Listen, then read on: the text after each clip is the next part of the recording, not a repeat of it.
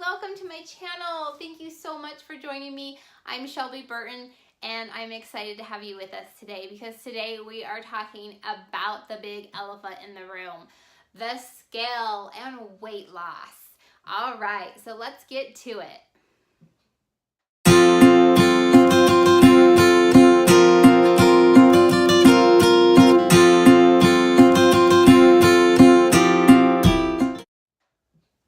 Okay, so I'm going to be strictly honest with you guys today.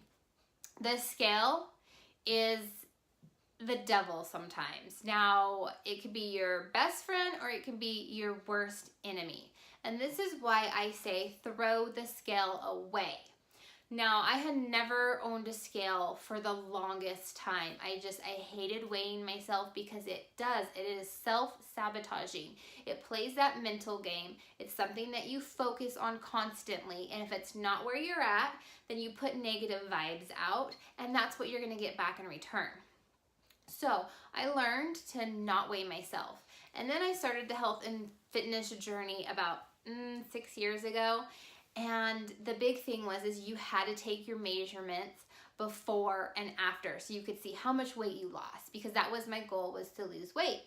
Just like me, maybe many of you guys that have started the ketogenic diet or drinking the ketone operating system, your goal is to lose weight. Well, I just want to push that out of the way right now and just free you from that. I am taking it off your plate. This is something that you should not worry about. And why I say this is because the scale plays tricks on you. It will self-sabotage you. Number one, especially for women, our bodies fluctuate on a daily or even hourly, depending on if we've gone to the bathroom, if we've drinking water, if we haven't drinking water, if we've eaten, if we haven't eaten, if it's that time of the month. So literally, even if it's hot outside, if it's cold outside, those all affect our weight. Stress affects our weight. It depends on how your body is holding onto water, onto food, onto everything. That is gonna affect the number on the scale. So if you wake up in the morning and you're like, woohoo, I've dropped 5 pounds, and then you get back on at night and you've gained 7, you're like, what the heck? What did I do wrong? I did everything I was supposed to do. Well, it's because your body is fluctuating through the day. So please throw out the scale.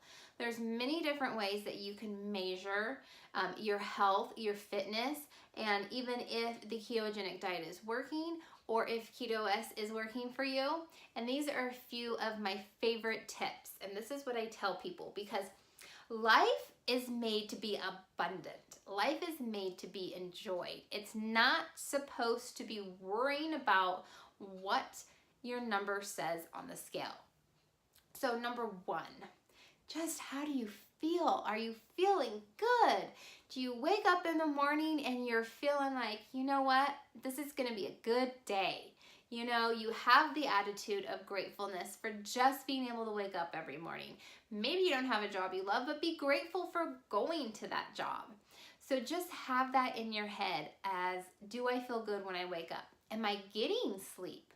You know, for most of us, sleep is very rare. You know, you wake up in the middle of the night, you toss and you turn, you wake up just so tired. So are you sleeping better? You know, maybe you're only getting 5 hours of sleep, but you wake up and you feel like you've had 10. You know, so just take mental notice of that. How are you sleeping? How are you feeling? You wake up in the morning and you're ready to go, and you know, you can go throughout your day, you get to work, you're focused, you feel good, you have just this mental clarity about you. So that's something to really take stock in. You know, normally you would get up, you'd have to have your 6 cups of coffee and maybe load it with sugar so you can have that sugar rush, and then by 3 p.m. you're crashing, right? So maybe you don't have that anymore. Maybe you don't even have to eat lunch anymore. Maybe you are being able to go out with your girlfriends at lunch and talk and spend time together instead of shoving food in your mouth. You know, these are the little things that you really need to think about on how being keto is changing your life. And it's not always about the scale. So another thing is really cool too is measuring your clothes. So you may have a pair of jeans that are like, you put them on, they fit, but they're tight, right? So maybe 30 days into this and your clothes start to fit a little bit looser. You noticing that parts of your body that you weren't comfortable with are starting to change. Maybe a little bit of your tummy starting to flap. Maybe your thighs are starting to get a little bit thinner. So these are the things that you need to be aware of. And that's why I love clothes, because if you have worn clothes before that have been tight, you may be able to fit in them again. But here's another thing with clothes that, just like the scale, I want you guys to be comfortable. If one pair of jeans that you put on and they fit perfectly, and then the next day you try to go put them on, they don't, ask yourself, did I wash them? Because normally your clothes get a little bit smaller when you wash them until you wear them and you stretch them out. Number two, your body could be holding on to water. It could be holding on to food. It could be that time of the month. Something could be going on. So your clothes are also somewhat to be careful of. However, I do like it because you could start wearing clothes that you never fit in before. So that's exciting. Now, the best thing that I have to say is to compare if your body is changing the way that you want it, is to take before and after pictures through your journey and also measure yourself. Those are the sureful ways to see if results are happening. So how do you do that? So before you start, you take your before picture. And I always suggest taking it in a swimming suit, maybe a sports bra, a pair of shorts, something like that. Never your underwear, but something that is going to show your body composition. So show your figure, what it is. And then you're gonna take, if you're doing a 10-day, then at 5 days, take another picture and see where you're at. There may not be any change, and that's okay. But take another picture, and usually I suggest doing the same clothes or somewhat similar. So same, like a sports bra or a pair of shorts. If it's a guy's, just shorts work too. So that way you can see your whole body. The next thing I would do is I would measure again at maybe 10 days or 30 days.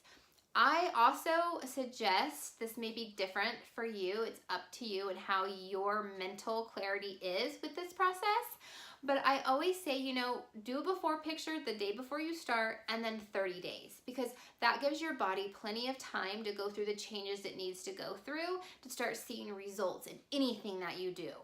So that's the best way, is the pictures, because you can really compare. Now, even with myself, during that time of the month, my abs do not show very well. So it may look like I'm not in the best shape that I am, but it's just because of that time of the month. So if you take a picture and you're like rocking it, and then next month you take that picture again and it's just not the same, don't freak out, okay? All of this that I have to say is there's gonna be exceptions to these rules. So measurements. Same thing, you get a measuring tape, and you can use a measuring tape that they use for sewing. That really works. Or they do sell, like at Walmart or Target or even on Amazon, you can get a body measuring tape because they're really flexible and they're not like normal measuring tapes. So you take that and you measure yourself around the areas that you want to see the change in. But here's the tricky part about that. Every time you measure yourself, you need to remember the exact spot that you measured it before. If you're an inch up or an inch lower, those can drastically change your results. So just make sure that you're measuring in the same spot, and then just track it. Now, these are all the things that I have done throughout my span of my health and fitness journey, and I do have to say that my favorite is the before and after pictures, or just how I'm feeling about myself.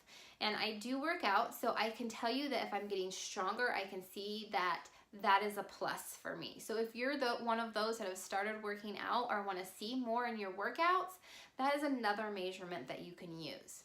But let's both agree right here, right now, that we are going to throw out the scale, because we both know that fat weighs less than muscle. And we want to keep the muscle. That's why we're doing the ketogenic diet. That's why we're drinking Keto OS, because we don't want to lose that muscle. We want to be 90 years old and still be able to do the things we do now because our muscles are not deteriorating and they're not being used as fuel for our body. However, we will be losing the fat because that is what's being burned and that's what's going away. And that's what we want. So anyways, if you guys have any questions about, how to measure yourself, how to track your results, there's so many different ways out there. You have to find what works best for you. And I know for me, after doing this for so many years, that my thing is just how I feel. So how you feel is going to make a ton of difference, and definitely about yourself. So I hope this helped you through, working a couple things out on how to get your results, and if you are seeing results.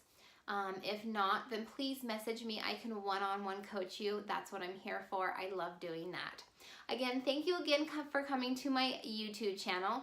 Make sure you please hit subscribe, and feel free to check out any of my other videos. You have a wonderful day.